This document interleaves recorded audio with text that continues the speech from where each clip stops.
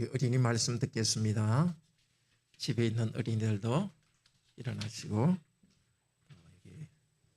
예배당에서 함께 예배드리는 어린이 여러분들도 함께 일어납시다.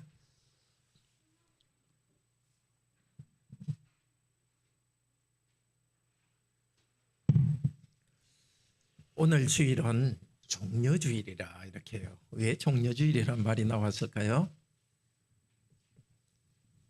종려가 뭐죠? 종려나무, 파란색. 마가복음에는 나오지 않는데 마태복음에 보면은 예수님께서 나귀 타고 예루살렘에 가실 때 종려나무 가지를 흔들었다고 종려주일이라 이렇게 해요. 또 하나는 승리의 입성주일이라 이렇게 말해요.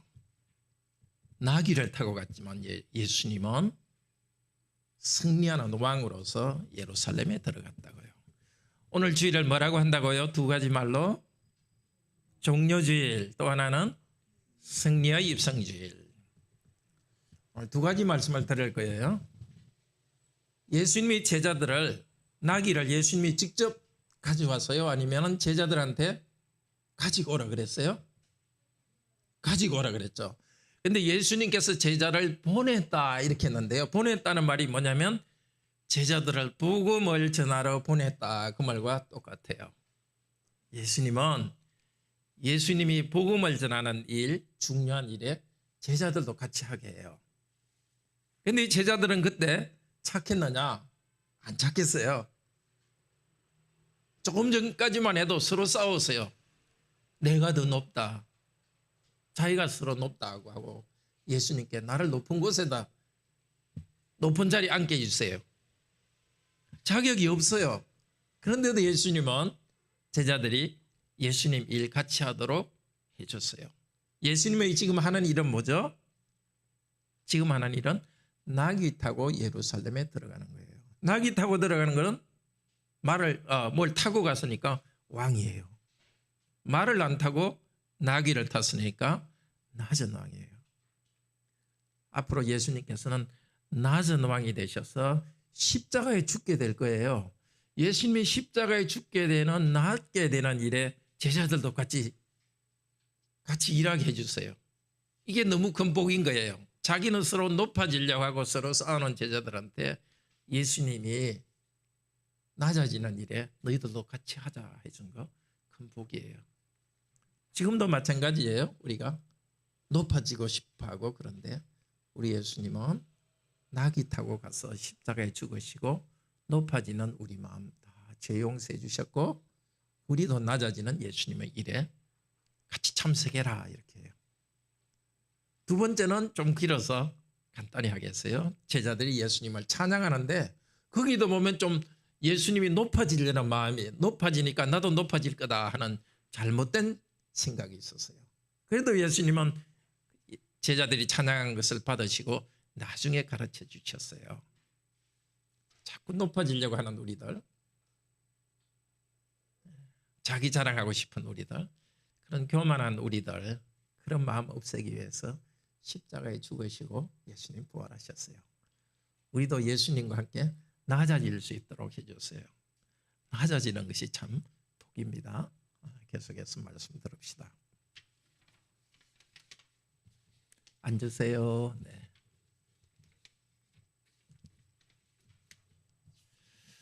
네, 낙이 타신 고난의 왕 예수 그리스도를 찬양합시다. 그때는 6월절 명절 기간이었습니다. 전국에서 사람들이 명절을 지내기 위해서 예루살렘으로 모여들었습니다. 또 저쪽에 먼 나라에서도 유대인들, 또 구약의 여호와를 믿는 다른 민족들 중에서 여호와를 믿는 사람들이 다 몰려들 때였습니다. 예수님은 나귀 타고 가시면서 십자가로 가셨습니다. 우리도 오늘 예수님 제자들과 함께 십자가로 가시는 예수님 따라서, 나귀를 타고 가신 예수님을 따라서 그곳에 가보도록 합시다. 먼저 1절에서 6절은 예수님께서 제자들을 보내셔서 나귀를 가져오게 합니다.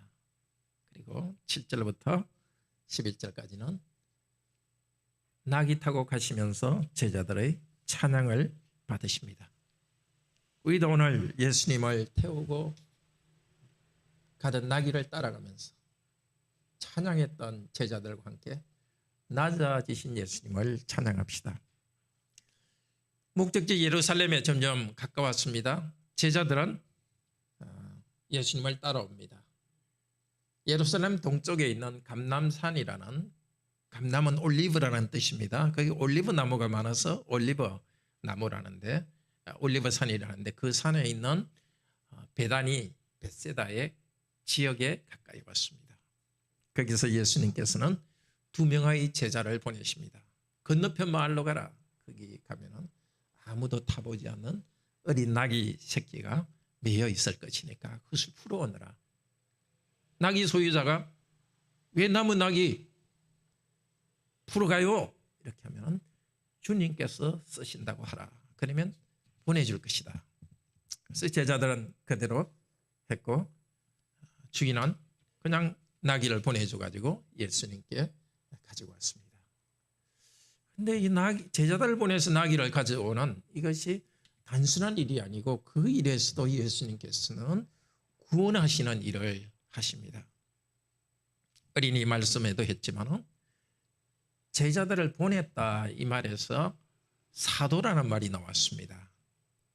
그냥 나귀를 보낸 것에서 앞으로 예수님께서 십자가에 죽으시고 부활하셨다는 이 복음을 전하기 위해서 제자들을 보내는 그 일 중에 하나로서 제자들을 지금 보냅니다.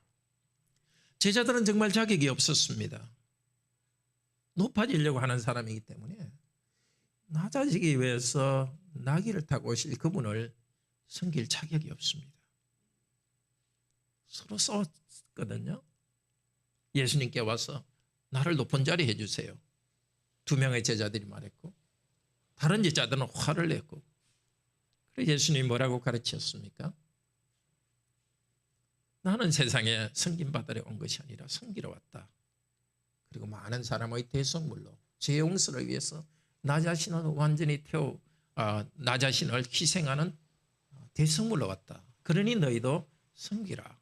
이렇게 가르치시면서 이렇게 예루살렘까지 왔습니다. 예루살렘에 도착하기 바로 예루살렘 근처 이 베다니 근처로 오기 바로 직전에 그런 일이 있었습니다. 저 같으면 한숨이 푹 나면서 3년 동안 가르치도 얘들은 안 되겠다. 아무래도 너희들은 그냥 지금 이 자리에서 그만두는 게 좋겠다. 괜찮은 사람 뽑아가지고 다시 시작해야 되겠다. 이렇게 하지 않으시고 예수님이 하시는 일의 한 부분을 참여하도록 보내주셨습니다. 그것도 높은 자리 차지하는 일이 아니라 낮은 자리, 십자가에 돌아가시는 낮은 일에 참여하도록 해주셨습니다. 여기는 우리들도 마찬가지지 않습니까? 오랫동안 하나님을 믿었지만 사실 되게 우리 그리스도인들이 힘든 것이 좀 교만해지고 높아지려는 생각 아니던가요?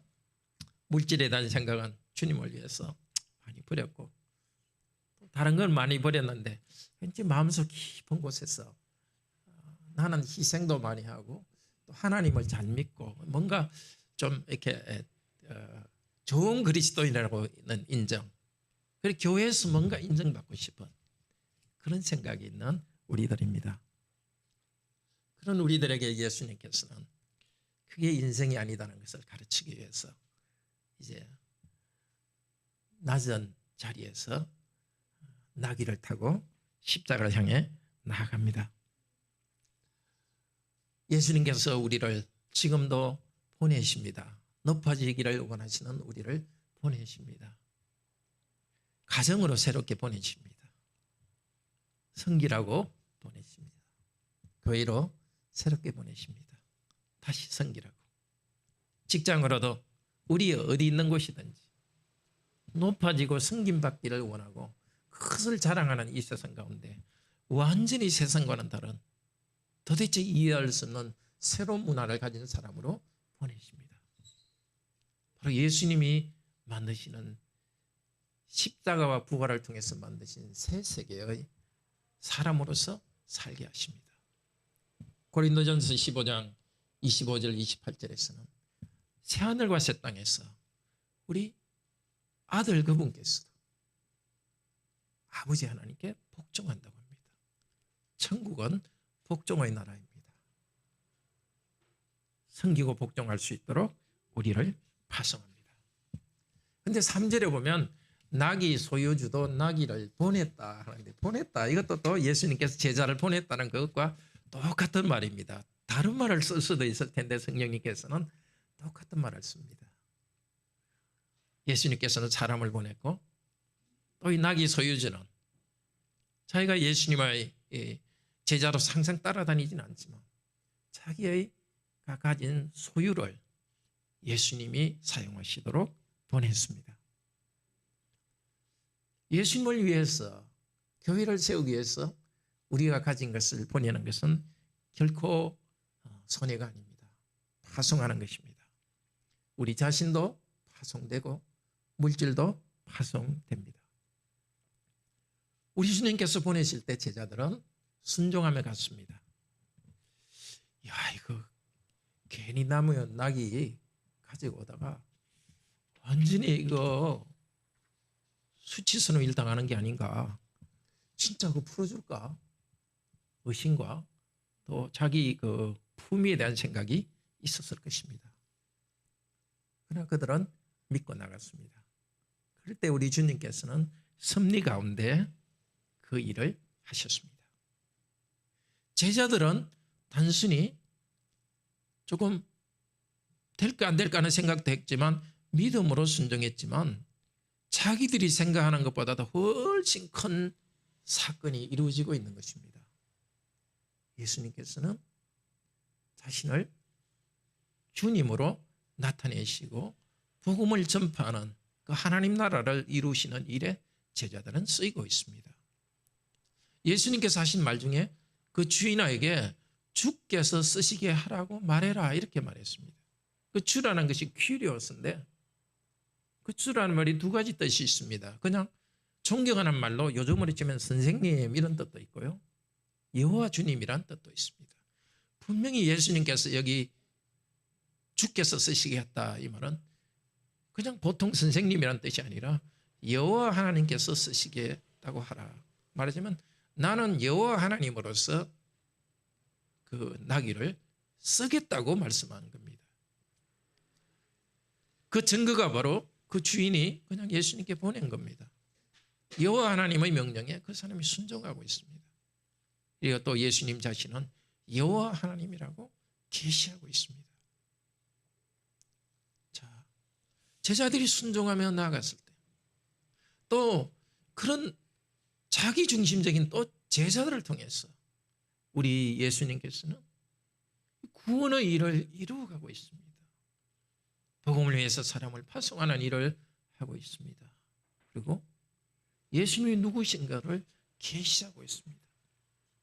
새로운 계시가 일어났습니다.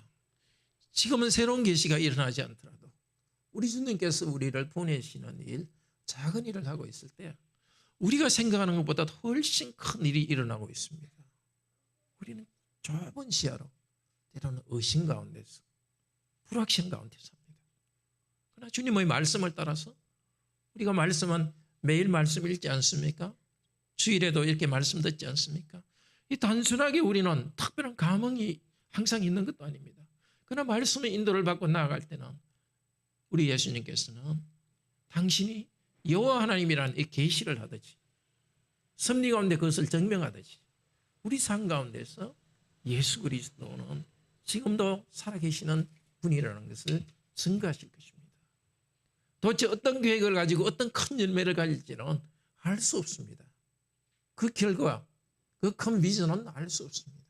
우리가 할 수 있는 것은 다만 말씀 하나 잡고 하나하나 순종하고 매 순간 순종하고 나가면 됩니다. 그 작은 일 가운데 우리 주님께서는 위대한 구원의 일을 이루어가고 있고 그 주님의 큰 이야기의 한 부분으로서 우리의 삶의 한순간순간을 쓰고 있습니다. 이제 예수님께서는 나귀를 타고 가시고 제자들과 사람들은 찬성합니다. 그런데 그들의 찬양에는 부족함이 많습니다. 부족함이 많은데도 찬양을 받으십니다. 제자들은 나귀 새끼를 가져왔습니다. 옷을 예수님 위에 깔았습니다. 마치 안장처럼 자기 자신의 가진 것을 바쳤습니다. 그리고 예수님이 가시는 길 위에다가 옷을 깔았고 또 무리들 어떤 사람들은 나뭇가지를 꺾어와서 그 위에다가 폈습니다. 그런데 이 모습은 왕으로 임명할 때의 그런 장면을 연상시킵니다. 열왕기하 9장 13절 제가 적진 않았습니다만 열왕기상 9장 13절에 보면 예후를 이스라엘 왕으로 삼았을 때 비슷하게 합니다. 사람들이 옷을 돌 위에다가 이렇게 깔고 왕이 그 위에 앉았고 예후는 왕이다 이렇게 소리쳤습니다. 그러니까 왕으로 임명할 때 임명이 아니라 뭐죠? 왕의 대관식, 대관식 할 때 쓰는 그런 하나님 행동 등을 했습니다. 사람들은 예수님을 자기들 나름대로 왕으로 임명했습니다. 그런데 다른 복음서에서는 예수님 때문에 예루살렘이 떠들썩했다고 들어가신 다음에 말하고 있지만 전체가 과연 떠들썩했는가? 우선은 여기 들어가는 사람들은 예루살렘 사람들은 아닙니다. 왜냐하면 예루살렘 바깥에서 들어가고 있습니다. 역시 대부분은 갈릴리에서부터 예수님을 따라온 그 사람들, 아주 행색이 초라하고 한 사람들입니다. 바칠 것이라고는 아주 찢어진 옷이나 이 나뭇가지밖에 없는 그 사람들의 경배를 받으시고 있습니다. 마찬가지입니다.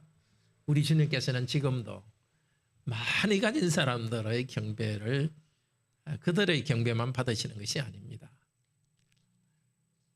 우리가 얼마나 가졌는 것이 중요한 것이 아니라 우리 자신의 경배를 받아주십니다. 헌금을 할 때에 과부 한 사람이 한 1,500원 정도 아주 작은 돈을 바쳤을 때 주님께서는 부자가 바친 많은 돈보다 더 많은 돈을 바쳤다고 합니다. 우리 자신을 주님께서 원하십니다. 그런데 마가복음에서는 보면은 예수님께서 왜 나귀를 타셨는지 설명을 안 하고 있죠. 우리 모두는 잘 알고 있습니다. 다른 복음서를 통해서. 그런데 일부러 마가복음은 설명을 하지 않고 있는 것 같습니다. 왜 그랬느냐? 제자들이 몰랐으니까. 제자들은 나귀 타신 예수님을 이렇게 경배하면서도 왜 나귀 타시는지를 몰랐기 때문에 일부러 왜 나귀 탔는지를 설명해 주지 않고 있습니다. 우리는 마태복음을 통해서 알 수 있죠. 마태복음 21장 5절에서는 왜 나귀를 타시는지를 말하고 있습니다. 그것은 구약 서가랴 9장 9절의 예언을 이루기 위해서라고 합니다. 마태복음 21장 5절 한번 찾아봅시다. 제가 읽겠습니다. 시온의 딸아 크게 기뻐할지어다.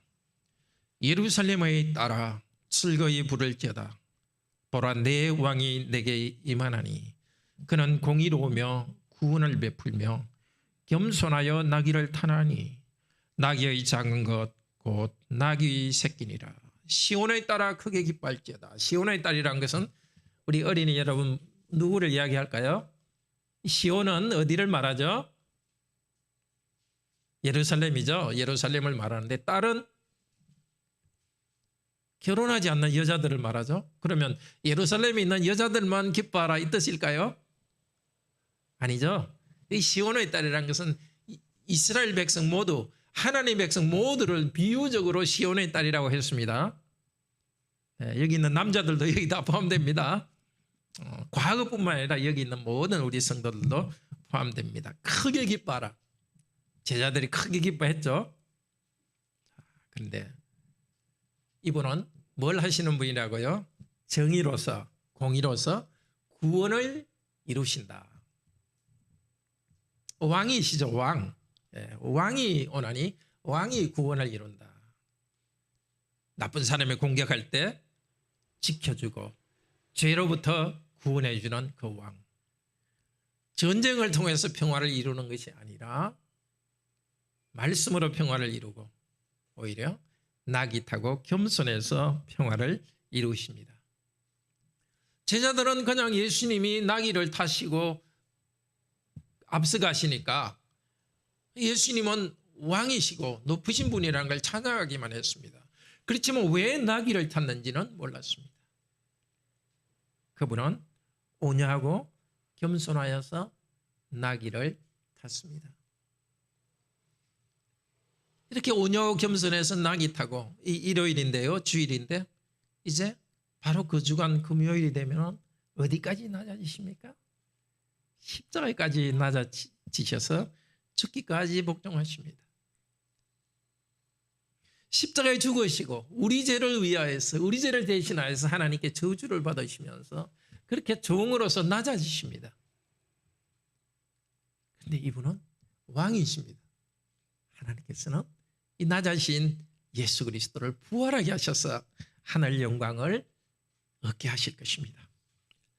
이 모든 것이 우리의 구원을 위해서입니다. 낮아지신 것도 우리의 구원을 위해서요. 높아진 것도 우리의 구원을 위해서입니다. 죄인들을 위하여 낮아지셨고 우리들이 하나님의 자녀로 높아지게 하도록 하기 위해서 높아지셨습니다. 그러나 제자들은 그때는 몰랐습니다. 요한복음 12장 16절에서 말합니다. 예수님께서 부활하여서 영광을 얻으신 후에야 깨달았다고 합니다. 지금도 우리는 예수 그리스도를 찬양할 때 낮아지신 그리스도를 찬양하고 바라봅시다.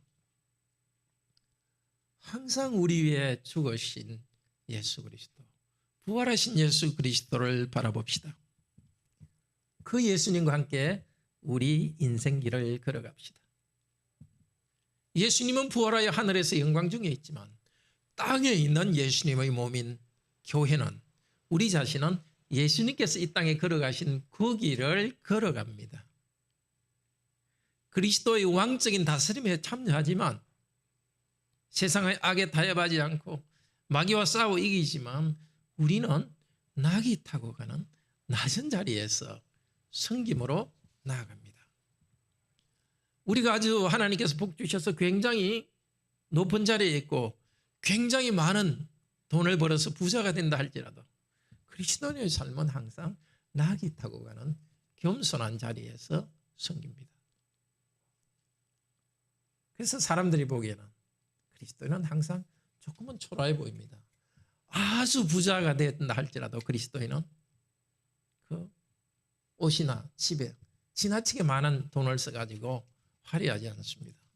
항상 검소하게 함께 살아가는 사람들, 가난한 사람들을 생각하며 살아가기 때문에 그냥 낙이 타고 가는 사람과 같습니다. 그런데 예수님을 사람들이 찬양합니다. 9절 10절입니다. 호산나 찬송하리로다 주님의 이름으로 오시는 이여, 찬송하리로다 오는 우리 조상 다윗의 나라여, 호산나 가장 높은 곳에서. 이걸 갖다가 뭐라 그러죠? 샌드위치처럼 됐다 그러나요? 제일 앞에 호산나 하고 제일 뒤에 호산나 하고 가운데 찬송하리로다 찬송하리로다 이렇게 되어 있죠. 자, 찬송하리라 주님의 이름으로 오시는 이여. 사실은 예수님께서 스스로 나귀를 타시면서 사람들이 이렇게 찬송하기를 좀 기대했는 것 같습니다. 아무 말씀도 안 하시고 예수님께서는 찬송만 받으시고 있습니다. 오늘 말씀 잘 보시면 예수님께서 제일 처음에 제자들에게 나귀를 데려오라 이거 할 때는 말씀하셨고 그 뒤로 나귀 타고 가시는 다음에는 아무 말씀도 안 하십니다. 그게 참 특이합니다. 너희들 찬송 잘했다 이 말도 할 것 같은데 아무 말씀도 안 하시는데요. 아마 그게 이유가 있을 것 같습니다. 찬송하리로다 주님의 이름으로 오시는 이여. 그것은 구약의 한 부분을 시편을 찬송하는 것이죠. 시편 118편 25절 26절의 찬송입니다. 시편 118편 25절 26절은 이렇습니다. 여호와여 구하옵나니 이제 구원하소서. 이 구원하소서 이게 호산나입니다. 우리가 구하옵나니 이제 형통케 하소서. 여호와의 이름으로 오는 자가 복이 있으며 우리가 여호와의 집에서 너를 축복하였도다. 이 복이 있으며 이것이 찬송하리로다. 그것과 같은 말입니다. 그러니까 호산나 이것이 구약 시편에서는 구원하소서, 찬송하리로다 이게 시편 118편에서는 축복, 복이 있으며 이렇게 합니다. 원래 시편 118편은 무엇을 배경으로 하여서 지어진 시편이라고 그랬죠? 구약의 왕이 전쟁에서 죽을 고비를 넘기다가 이기고 돌아올 때 온 백성이 나가가지고 제사장들과 함께 나가가지고 이 왕을 승리하게 하신 하나님을 함께 찬양하는 곡이었습니다. 그런데 그 뒤로 이스라엘 백성들은 유월절 때마다 이 찬송을 불렀습니다. 하나님 백성들을 위기 가운데 구하시는 그 여호와 하나님을 찬양했습니다. 그리고 나라가 다윗 왕조가 멸망한 뒤에는 이 오실 메시아를 기다리면서 이 찬송을 했습니다. 또 유월절에는 이 성전에서 성전으로 향해서 예배하기 위해서 모이는 성도들을 향해서 서로가 주의 이름으로 오시는 이여 하면서 하나님의 이름 안으로 오면서 하나님을 경배하기 위해서 모이는 백성들끼리 서로 축하했습니다. 그러니까 호산나 다윗의 이름으로 오시는 이여, 여기는 여러 가지 의미가 있습니다. 지금까지 우리를 구원하신 하나님을 감사 찬양하는 것이고, 또 여기 하나님 백성된 우리를 앞으로도 지금도 계속 구원하실 하나님을 확신하면서 서로 감사하고 하나님을 찬양하고 앞으로 특별히 무너진 하나님 나라를 세우실 것을 생각하며 찬송했습니다. 그래서 여기에 오는 우리 조상 다윗의 나라여, 이것은 시편 118편에는 없는 내용입니다. 다윗의 나라여 하는 것은. 이걸 보면은 시편 118편을 이스라엘 백성들은 앞으로 다윗 왕조를 회복할 그 예언의 시편으로 알고 읽었습니다. 알고 찬양했습니다. 그런데 이 제자들과 백성들이 이 찬송을 할 때는 찬송의 원래 뜻과는 좀 다르게 이해했습니다. 빼먹은 부분이 있습니다. 그 빼먹은 부분을 예수님께서 직접 말씀하십니다. 바로 고난주간에 말씀하는데요. 마가복음 12장 10절 11절 보십시오. 시편의 한 부분입니다. 마가복음 12장 10절 11절에서 예수님께서 직접 이 시편을 말씀하십니다. 같이 읽을까요? 마가복음 12장 10절 11절 그 중에서 구약 인용한 부분 읽읍시다. 건축자들의 버린 돌이 모퉁이의 머리돌이 되었으니 이는 여호와께서 행하신 것이요 우리 눈에는 기이한 일이로다. 같은 시편 12편 118편입니다. 그때 종교 지도자들이 예수님께 네가 왜 성전에서 가르치느냐? 무슨 권위가 있냐? 도전하고 예수님께 대들었을 때 예수님께서 하신 말씀입니다. 예수님은 그들 대제사장과 또 장로들에 의해서 건축자들의 버린 돌과 같이 취급할 것입니다. 아무짝에도 쓸모없다고 버릴 것입니다. 십자가에 못 박을 것이라고 예수님은 말씀하십니다. 이 구약의 예언은 앞으로 오실 메시아는 이렇게 버림받을 메시아라고 예수님은 이 시편의 원래 뜻을 가르쳐 주십니다. 그렇지만은 여호와께서 그 돌이 모퉁이의 머릿돌이 되었으니, 모퉁이의 머릿돌이 뭘까요? 어린이 여러분 특히 한번 보세요. 모퉁이 머릿돌이 뭘까요? 집을 지을 때 내 모퉁이에다가 아주 튼튼한 돌을 갖다 둬요. 그 위에다 이제 집을 짓죠. 그 돌이 있어야 땅이 밑으로 쭉 안 빠지니까. 그 모퉁이의 머릿돌은 집을 짓는데 제일 중요한 거예요. 이 집은 성전을 말하고 하나님의 교회, 하나님의 집을 나타냅니다. 하나님의 교회에서 또 이스라엘의 대제사장들이 아무 필요 없다고 예수님을 십자가에 못 박았는데 하나님께서는 예수님을 부활하게 하셔서 이제 교회를 세우는 모퉁이 돌이 되게 하겠다고 말씀하십니다. 그러니까 제자들은 우리 예수님을 찬양하면서도 이걸 잘 몰랐습니다. 여전히 예수님께서 또 다른 그 사람들도 예수님을 따라오는 사람들도 예수님이 왕으로서 메시아가 되면 정치를 잘하고 경제를 아주 좋게 해가지고 잘 먹고 잘 살게 만들 걸로 생각했습니다. 정치가 변화될 걸로 생각했습니다. 물론 예수님이 오실 때 정치도 변화됩니다. 그러나 제일 중요한 것은 예수님은 힘으로 변화시키는 것이 아니라 예수님이 십자가의 죽으심으로 변화를 일으킵니다. 새로운 변화를 일으키고 십자가의 죽으심으로써 예수님께서는 새로운 교회를 세우십니다.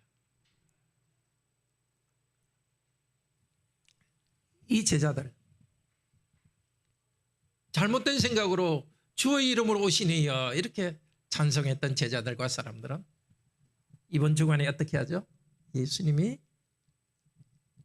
잡힐 때에 다 도망해 버렸죠. 한 명도 없이 다 도망해 버리고 예수님께서 십자가에 못 박힐 때는 저 북쪽 갈릴리에서 내려온 사람들 중에 누구만 그 십자가 밑에 있었죠?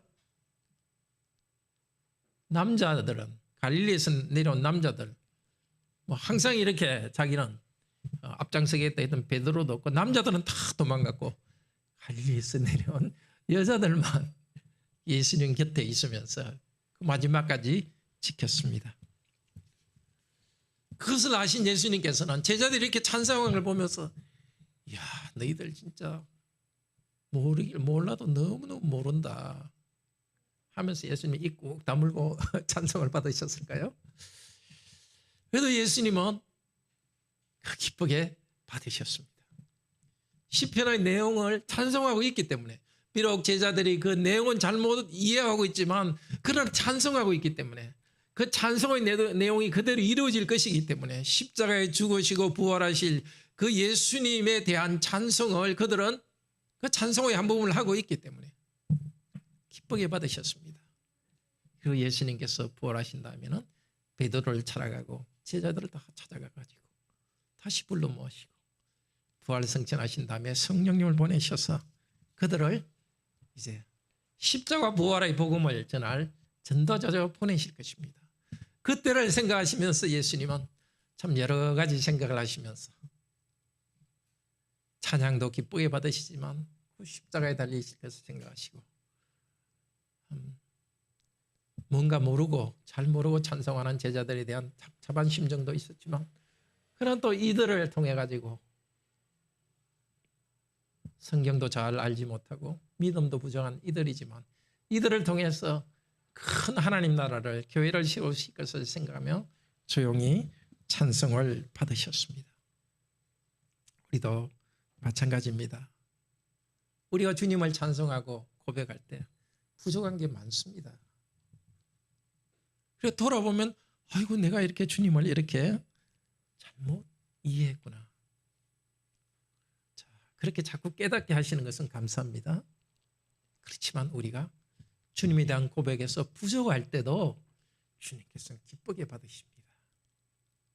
특히 우리 부모님들 자녀들이 주님을 향한 고백에서 많이 부족하고 아니면 예배 드릴 때도 영 저 정도에서는 곤란한데 생각이 들더라도 예배 자리에 앉아있다는 것만 해도 주님께서도 기쁘게 받으십니다. 나나 우리 가족들 성장 과정에 있습니다. 주님께서는 계속 성숙시키시고 있습니다. 부족하지만 기쁘게 받으십니다. 완벽하지 않지만 완전한 그리스도인입니다. 언약의 백성들은 그리고 예수 그리스도를 주님으로 고백하는 사람들은 많이 부족하지만 완전한 천국 시민입니다. 지식도 부족하고 삶이 완전하지는 않지만 그 사람 자체는 완전한 그리스도인입니다. 우리도 멀리 바라보도록 합시다. 히브리서 12장 2절에서 말합니다. 예수를 바라보자. 그는 그 앞에 있는 기쁨을 위하여 십자가를 참으사 부끄러움을 개의치 아니하시더니 하나님 보좌 우편에 앉으셨느니라. 시편 118편으로 주님은 찬송하시면서 이제 십자가의 부끄러움을 당하실 것이지만 그 앞에 있는 즐거움을 바라보면서 잠잠히 낙이 타고 나가셨고 제자들의 찬양도 받으시며 나갔습니다. 예수님은 오셨지만 다시 오십니다. 우리 예수님을 고난 가운데 찬양합시다. 예배 참석할 때 이 집중이 안 돼서 어떻게 하나, 자기가 좀 원망스러울 때도 있죠. 사실 목사인 저도 좀 그럴 때가 있습니다. 예배 준비 이 정도밖에 안 했어요. 어떻게 하나 하고 제 스스로 좀 부끄러울 때도 있습니다. 여러분은 눈치 못 챌 때가 대부분이어서 참 그게 참 다행이지만 아마 우리 성도님들도 예배 때 이게 좀 곤란하다. 내가 이렇게 집중되지 않았어. 형식적으로 예배드리고 찬양하는 것이 아닌가. 예, 부끄러워하십시오. 예, 그렇지만 또 그 가운데서도 그런 여러분을, 예배에 나오신 여러분들을 참으로 귀하게 여기십니다. 부족함이 있더라도 찬양하는 여러분을 받으십니다. 우리를 위해서 낮아지시고 용서하시는 그분의 공덕은 무한하고 영원하기 때문입니다. 찬양의 부족함까지도 덮어주십니다. 이사야 53장 5절은 이렇게 말합니다. 그가 찔림은 우리의 허물 때문이요 그가 상함은 우리의 죄악 때문이라. 그가 징계를 받음으로 우리가 평화를 누리고 그가 채찍에 맞음으로 우리는 나음을 입었도다. 낙이 타고 십자가에 가신 예수 그리스도의 그 고난 때문에 우리는 평화를 누리고 우리는 치유를 받고 있습니다. 그리스도를 따라가면서 부정한 우위를 계속 안고 가시는 그리스도를 찬양합시다. 그런데 이제 예수님은 다시 오십니다. 천사들이 나팔 소리와 함께 옵니다. 계시록 19장 11절 18절에는 예수님께서 흰말을 타고 나타나시는 것으로 비유합니다. 전에는 낙이 타고 오셨지만 이제는 흰말을 타고 심판주로 오십니다. 그때도 피 뿌린 옷을 입고 있습니다. 우리를 위해 고난받으신 십자가의 보혈로 우리를 용서해 주는 분으로 오십니다. 그리고 예수 그리스도를 믿기 위해서 그리스도 때문에 성도들이 흘린 핏자국을 또 그분의 옷에 묻히고 계십니다. 스데반이 흘린 핏자국을 그 옷에 묻히고 오십니다. 우리 성도들이 그 정도 직접 순교해 죽지 않더라도 예수 그리스도를 위해서 고난받고 성도들이 흘린 눈물을 주님께서는 순교로 보시고 피로 보시고 우리의 모든 고난들을 그분의 옷에 묻히고 오십니다. 제 용서의 피여 우리들의 고난을 안고 인정하고 오십니다. 그리고 나타나시는 그분의 이름을 계시록 19장에서는 말씀이라고 합니다. 말씀으로 심판하십니다. 지금 우리가 듣고 있는 이 복음 말씀으로 우리를 받아들여 주시지만 이 복음 말씀을 믿지 않는 자들은 심판하시는 분으로 오십니다. 주님은 지금 우리가 듣는 이 복음 안에, 우리가 읽는 복음 안에 영으로 계셨습니다. 그날에는 그 복음 안에 영으로 계신 그분께서 육체를 가지고 오시면서 나는 말씀이라고 말씀하실 것입니다. 그 뒤로 성도들은 세마포 입은 군대들이 희고 깨끗한 옷을 입고서 역시 말을 타고 온다고 합니다. 예수님의 심판과 승리의 행진에 우리도 따라갈 것입니다. 초라한 낙이 타고 가시는 예수님 뒤를 따라서 초라한 옷을 입고 갔던 제자들, 그 무리 속에 있는 우리들은 이제 백마 타고 오시는 영광의 예수 그리스도와 함께 우리는 다스릴 것입니다. 그리고 어린 양의 혼인잔치에 기쁨으로 참여할 것입니다. 이제 과거의 낙이 타고 오신 예수님, 앞으로 흰말 타고 오신 예수님, 그 사이에서 우리는 고난 가운데서 살아갑니다. 믿음의 부족한 가운데서도 살아갑니다. 그럼에도 불구하고 우리는 성령님 안에서 찾아갑니다. 살아갑니다. 찬양합니다. 계시록 5장 6절에서 10절에서는 하늘에서 예배하는 장면이 나옵니다. 아버지 하나님이 보좌에 앉아 계시고 어린 양께서 서 계십니다. 그리고 7영이 세상에 보내진 7영이 거기 있습니다. 성부, 성자, 성령께서 하늘에 계시고 천사들과 또 천사들이 하나님을 찬양합니다. 그 찬양의 내용 9절에서 10절은 이렇게 말합니다.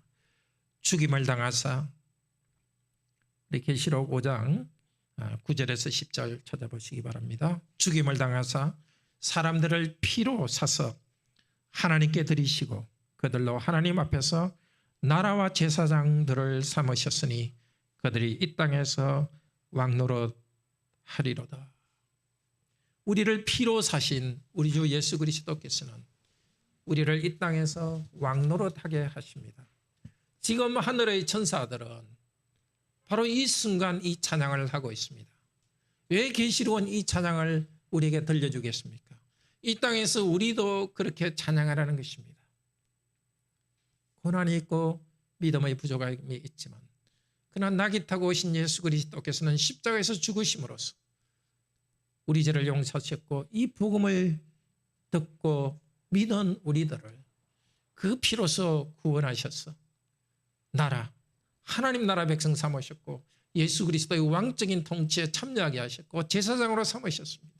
제사장으로 하나님을 경배하게 하셨고 이 땅 우리가 어디에 있든지 비록 초라한 모습으로 살아가고 있지만 역시 낙이 타신 왕으로 다스리시는 예수님의 군대로서 살게 하셨습니다. 영광이 가려진 상태에서 예수님은 낙이 타고 갔듯이 이 땅의 성도인 우리 여러분들도 이 땅에서 사람들은 영광을 인정하지 않지만 하늘에 계신 그리스도의 영광스러운 그리스도와 연합하여서 살아가고 있습니다.